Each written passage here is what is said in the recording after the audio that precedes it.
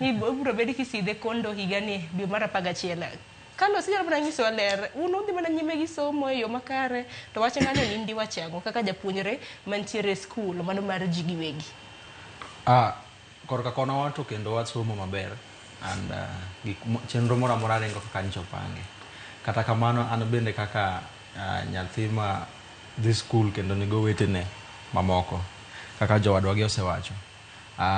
awinjo lit kuma antie, especially kaka nyoro ne awuoyo gi student moko from the University of Nairobi and iyudo ka nantie nyathi mowinjo graduate by December from the University of Nairobi but nikech lecturers ong'anyo like onge lecturer manyalo biro clear so that is processed mondo odhi e graduation mare. Koro iyudo ka magik makelo frustrations ing'eni nyithindo an kaka ng'ama osebedo jagoro Mount Kenya kacha chaendi nyithindo ni kod tabu mang'eny and iyudo ka sani ka ok ginyal dhi e skul kaka jok ma skunde mag sirikal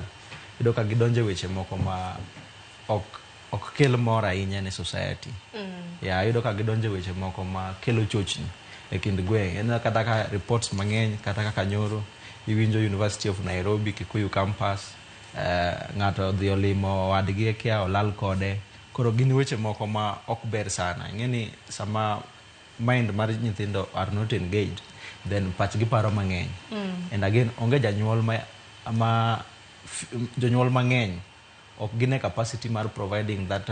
facilitation ne nyathi especially koro sani in a town gimane okeli town moso main somo ok inyal timo nikech